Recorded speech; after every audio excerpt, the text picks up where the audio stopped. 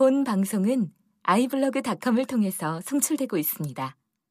미디어 플랫폼 iblog, iblog.com.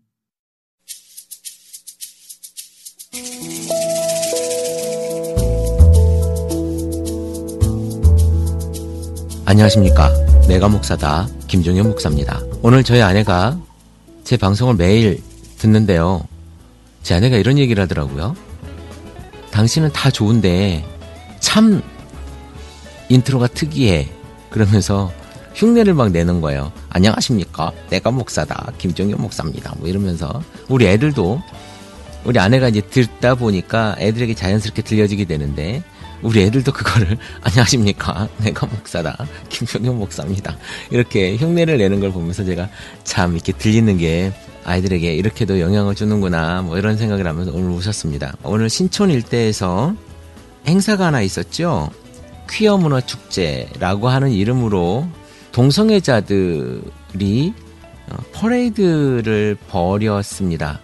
그러니까 어떤 걸 생각하시면 쉬울까? 퍼레이드가 그런 거잖아요. 길거리에 나와가지고 어떤 쇼를 하는 건데 삼바 축제 때 이 아주 화려한 옷을 입고 이렇게 하는 장면 있지 않습니까? 그런 장면들을 연출을 하는데 동성애자들이 그러니까 성경에 보면 남색하는 자들 뭐 이런 걸로 표현이 될까요? 성경에 그렇게 표현이 되어져 있죠. 그런 사람들이 나와서 우리도 이 사회의 일원입니다.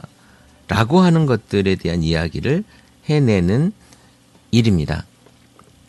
그리고 얼마 전에 28살짜리인가요? 28살 된 사람과 감독 이름이 내자였던 것 같은데 조 무슨 감독인가요? 남자들끼리 결혼을 했지요. 우리나라에서 이제 뭐 그게 합법화된 건 아닌 걸로 알고 있습니다만은 둘이 결혼을 했습니다. 뭐 우리도 꼭 결혼식을 올리고 사는 것은 아니지만 사는 사람 있지 않습니까? 그 사람들도 그렇게 결혼을 했어요. 그러니까 네 좋습니다. 그런데 거기에서 오늘 일이 하나 벌어졌어요. 기독교 쪽 사람들과 또 어버이연합, 이분들은 자주 나오시는 분들인 것 같아요. 이 어버이연합 분들이 함께 그것을 방해하고 프랭카드를 걸고 이렇게 했던 일이 신문에 보도가 됐네요. 저는 그것이 죄이기 때문에 홍보를 하거나 무엇을 해서는 안 된다라고 하는 입장을 충분히 알겠습니다. 그리고 저 또한 동성애가 죄악이다라고 하는 부분들에 대해서 좋습니다. 저도 그렇게 생각을 합니다. 물론 성경에 있는 입장으로서 분명히 그렇게 생각을 하고요. 권해서는 안 될, 그리고 해서는 안 될 일이라고 저는 분명히 봅니다. 그러나 지금 현재 그 사람들이 현존하지 않습니까? 현존하고 정죄하고 매도한다고 해서 그것이 없어집니까? 어떻게 해야 되는 거죠? 여러분, 매서운 바람은요, 나그네의 옷을 벗길 수가 없어요. 아주 따뜻한 햇볕만이 나그네의 옷을 벗겼던 그런 우화를 여러분들이 잘 아시지 않습니까? 그 사람들이 태어나자마자부터 성 정체성의 혼란을 가져왔을까요? 저는 사실 그렇게 보지 않습니다. 많은 심리학자들이 그 성 정체성의 혼란은 사후에 일어난다라고 이렇게 많이들 이야기합니다. 그렇다면 그 사후에 일어나는 그 성 전체성이 그 사람들에게 얼마나 힘이 들었을 것인가, 얼마나 고통스러울 것인가, 그것을 우리가 한번 좀 헤아려 줘야 된다라고 생각을 하고요. 그리고 그 사람들이 그동안 내가 이성애자가 아닌 것에 대해서 사회적으로 상처받았던, 그리고 커밍아웃이라고 하잖아요. 이 커밍아웃 하지 못하는 그런 삶을 살고 있었을 거 아닙니까? 그래서 게이바를 다녀야 되고 그 속에서 만나는 남자와 불결하게 또 관계를 가져야 될 것이고 뭐 이런 여러 가지 일련의 일들이 그들 나름대로 굉장히 사회에서는 몹쓸 짓, 아주 역겨운 짓으로 이렇게 폄훼되고 그 사람들 나름대로의 삶을 살아가고 있는, 그러니까 그것이 잘했다라고 하는 얘기가 분명 아닙니다만은 그 사람들의 삶이 안타깝지 않냐 이겁니다, 저는. 그래서 많은 이들이 이제 그 삶을 그렇게 살다 보니까 그것이 고착화되어서 고쳐지지 못하는 일이 있지만, 그러나 우리가 우리의 모습으로 그 사람들을 보듬어 안고 그 사람들에게 위로하고 그 사람들 치유하는 모습을 보여줌으로 그 사람들이 돌아올 수 있다는 얘기예요. 오늘 그런 일이 있었다고 합니다. 기독교인들이 그걸 막고, 그 퍼레이드 행렬을 막고 있는데 그 퀴어 문화 축제 참가자들이 그랬다 그래요. 저도 가보지 않아서 잘 모르겠습니다만 신문 기사에 난 내용이에요. 당신은 사랑받기 위해 태어난 사람이라고 하는 이 복음성가를 퀴어 문화 축제에 참가했던 참가자들의 행렬에서 불려졌다고 합니다. 우리가 가진 죄는 작고 그들이 행하고 있는 죄는 큰 것인지, 제가 예전에 창녀의 11조를 받아야 되느냐 말아야 되느냐에 대한 이야기를 한번 한 적이 있었을 겁니다. 우리가 지금 지어서 매번 자백하고 고백하고 하나님 앞에 용서해달라고 하는 그 죄는 작고 그들이 지은 그 죄는 크냐 이겁니다. 물론 그들은 또 그것을 하고 관계를 끊지 않고 돌아오지 않는다면 그것은 또 다른 문제가 되겠지만, 어쨌든 우리 교회 안에서 그들을 어떻게 받아들여야 될 것인가는 그들이 현존하고 있기 때문에, 우리의 구원의 대상자로 보고 있기 때문에 그들의 삶에 대해서 우리가 관심을 가져야 되는 거예요. 차라리 이번에 이런 퀴어 문화 축제가 있음으로 인해서 우리가 굉장히 관심 가지는 일에 더 적극적이어야 되지 않을까. 무조건 반대한다고 없어지지 않는다니까요. 우리가 이단들을 지금까지 그렇게 이야기했지만 이단이 없어졌습니까? 아닙니다. 신성모독이잖아요, 이단들. 그런데 이단이 없어졌냐고요? 아니라니까요. 우리가 다시 한번 그들에게 어떻게 하면 그리스도를 전할 것인가, 어떻게 하면 하나님을 전할 것인가. 이태원에는 우리나라 목사는 아니지만 미국인가 캐나다 목사로 알고 있어요.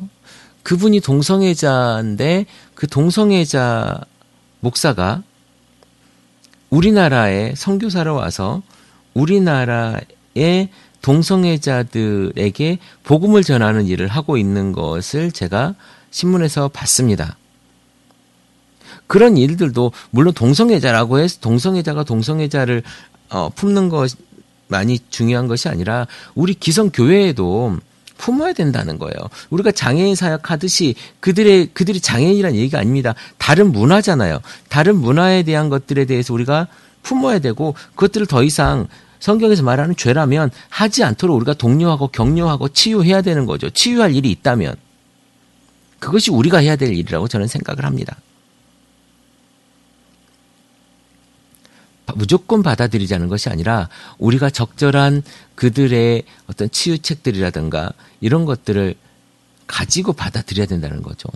창녀의 11조 좋습니다. 창녀가 그 일들이 정당하다고 해서 교회에 들어오는 것이 아니라 그 창녀가 들어왔을 때에 다시는 이제 그런 일을 하지 않게 하기 위해서 우리가 여기 교회 안에 대비책이라든가 여러 가지들을 만들어 놔야 되지 않겠습니까? 물론 그 사람이 이 사람은 창녀입니다. 이 사람은 창녀이기 때문에 우리 교회가 받아들여줬고 이 창녀를 우리가 개과천선시킵시다. 이거는 아니잖아요.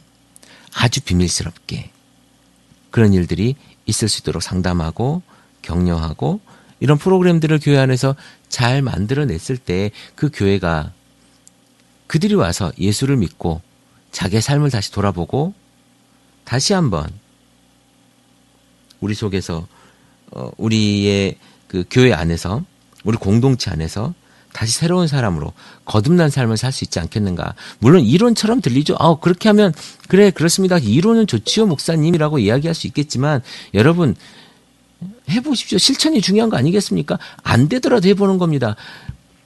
제가 강남에서 그 모임을 가지고 우리 강남에 모이는 그 사람들이 아주 극소수이지만 이 사람들에게 늘 무엇을 이야기합니까? 예수 그리스도의 복음을 가져라라는 거예요. 복음을 가져라. 그 복음을 가지는 것이 삶의 가장 기본이고 그래야 당신 삶이 변하는 거야. 그 변하는 삶, 그 위에다가 집을 지어. 그것이 기초야. 아주 탄탄한 기초. 제가 2년이 넘도록이죠. 우리 그 모임의 그 친구에게 제가 계속 했던 이야기는 이거 하나입니다. 복음. 예수 그리스도와 십자가, 그리고 부활. 그것이 우리 때문에, 내 죄 때문에 이것을 이야기했던 거거든요.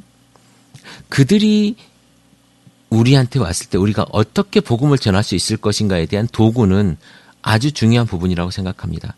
문화가 바뀌면 그 문화에 맞는 도구 우리가 만들어야 되지 않습니까? 저는 음악을 잘 모릅니다마는, 잘 하지도 못합니다마는, 우리 문화가 바뀜에 따라서 그 정서에 맞는 문화적인 도구들을, 음악적인 도구들을 굉장히 많이 사용하지 않습니까? 그래서 복음성가도 예전 80년대 복음성가와 90년대 복음성가와 2000년대 복음성가가 뭐 CCM이라고 하는 이름도 있죠. 이 CCM이라고 하는 것이 굉장히 다르잖아요. 이런 것들에 대한 우리들의 고민 분명히 존재해야 되고 있어야 되고 더 해야 되고 더 깊이 해야 되고 더 공론화시켜야 된다고 봅니다. 교회 안에 오는 동성애자를 내쫓을 것이냐, 아니면 그 동성애자를 받아들여서 그 동성애자를 치유할 것이냐에 대한 문제예요. 안 된다고는 하지 마십시오. 해보자는 겁니다. 해보고 나서 안 되면 그 다음 방책을 마련하더라도 해보자는 거예요. 안 되고 죄인이라서 우리와 함께 할 수 없고 너는 더러운 거야, 너는 역겨운 거야 라고 하는 것이 아니라 우리가 그들에게 어떻게 하면 복음을 전할 것인가 라고 하는 그 문은 일단 열어놔야 된다고 봅니다. 노예와 주인이 함께 있었던 초대교회처럼 우리가 다 같은 죄인 아닙니까? 이 죄인인 우리에게 예수가 다가왔던 것처럼 우리도 그들의 손을 잡고 공동체 안에서 해결할 수 있는 그런 기도와 이런 것들이 필요할 거라고 생각합니다. 오늘은 저는 기독교인들과 어버이연합 분들이 가서 수레를 막고 그들을 그 퍼레이드를 방해하고 경찰과 대치하고 그랬던 것은 저는 조금은 심사숙고하지 못한 행동이었지 않나라고 하는 생각이 들고요. 그리고 이게 보니까 우리 어버이연합 분들의 늘 나타나서 하시는 행동들이신 것 같아요. 제가 보니까.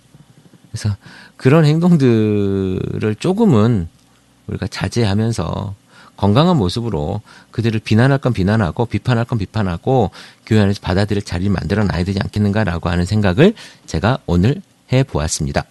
퀴어 문화 축제를 보면서 김종현 목사가 하는 짧은 단상에 대한 이야기를 오늘 여러분과 나눠봤습니다. 내가 목사다, 김종현 목사입니다.